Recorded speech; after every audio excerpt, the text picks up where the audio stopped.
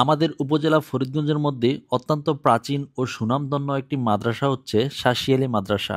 এটি চাঁদপুর জেলার ফরিদগঞ্জ উপজেলার শাসিয়ালী গ্রামে স্মৃতি বিজড়িত বিশাল দেহ পল্লবী নিয়ে দণ্ডায়মান জামিয়া আরাবিয়া ইমদাদুল উলুম শাসিয়ালী। 1933 সালে হজরত কারি সফিউল্লাহ রহমতুল্লাহি আলাইহির হাত ধরে মাদ্রাসাটি প্রতিষ্ঠিত হয়। সফিউল্লাহ রহমতুল্লাহি আলাইহির শায়েখের দাদা পীর হজরত হাজী ইমদাদুল্লাহ মুজাহির মক্কি রহমতুল্লাহি আলাইহির নাম অনুসারে মাদ্রাসার নাম করা হয় ইমদাদুল উলুম নামে। এটি ফরিদগঞ্জ উপজেলা তথা চাঁদপুর জেলার প্রথম শ্রেণীর মাদ্রাসাগুলোর মধ্যে একটি। আমরা এখন যে মাদ্রাসা এখানে দাঁড়িয়ে আছি, এই মাদ্রাসার নাম কি?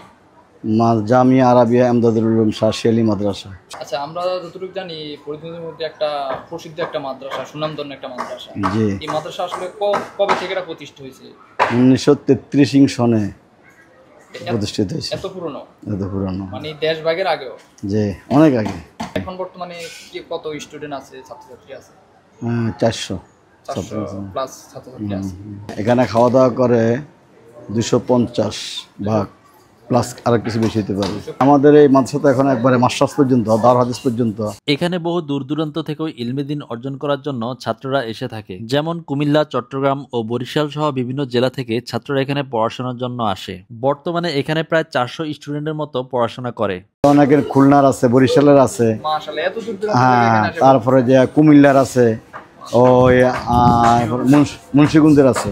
তো বন্ধুরা, শাসিয়ালী গ্রামের এই মাদ্রাসাটি বহুদিন ধরেই ফরিদগঞ্জবাসীর কাছে সুনামের সাথেই পরিচালিত হয়ে আসছে। এক সময় এখানে অল্প কিছু ভবন ছিল, আস্তে আস্তে ফরিদগঞ্জবাসীর ভালোবাসায় সিক্ত হয়ে প্রতিষ্ঠানটিও বড় হতে থাকে। প্রতি বছর এখানে বার্ষিক ওয়াজ মাহফিল উপলক্ষে বড় বড় আলেমদের সমাগম ঘটে। এতে ফরিদগঞ্জের আনাচে কানাচে থেকে ইসলাম প্রিয় জনতারা ভিড় জমান। তো বন্ধুরা, এত বড় মাদ্রাসাটি বর্তমানে ছাত্র সংখ্যা বাড়তে থাকাতে দৈনিক খাবার দাবার থেকে শুরু করে বাসস্থান ও টয়লেট গোসলখানার সংকীর্ণতায় ভুগছে। বর্তমানে কয়েকটি ভবন ও বাথরুম গোসলখানার কাজ চলমান রয়েছে। আপনারা জানেন মাদ্রাসাটি ফরিদগঞ্জবাসীর অনুদানে এতদূর পর্যন্ত আসতে পেরেছে। ভবিষ্যতেও আপনারা পাশে থাকবেন। তবে প্রবাসে যারা থাকেন অনেকে হয়তো বহুদিন পর পর দেশে আসেন, মাদ্রাসাটি দেখা হয় না এবং কোনো অনুদান দেওয়ারও সুযোগ হয় না। এখন থেকে চাইলেই প্রবাসে বসে মাদ্রাসার বিকাশ নাম্বার অথবা ব্যাংক অ্যাকাউন্টের মাধ্যমে আপনার অনুদানটি পৌঁছে দিতে পারবেন। ভিডিওতে নাম্বার দিয়ে দেওয়া হলো, চাইলে স্ক্রিনশট দিয়ে রেখে দিতে পারেন।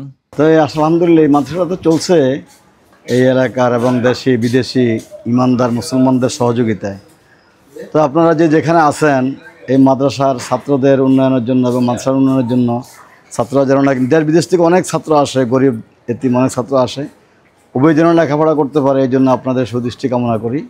আপনারা যে যেখানে আছেন সেখান থেকে ইনশাল্লাহ মাদ্রাসার প্রতি খেয়াল রাখবেন, এই আশা আমরা কামনা করতেছি আর কি। আমাদের এটার কাজ চলতেছে, এখানের মধ্যে অনেক অর্থের প্রয়োজন, প্রায় 30 লক্ষ টাকার মতন আর কি। এই কাজ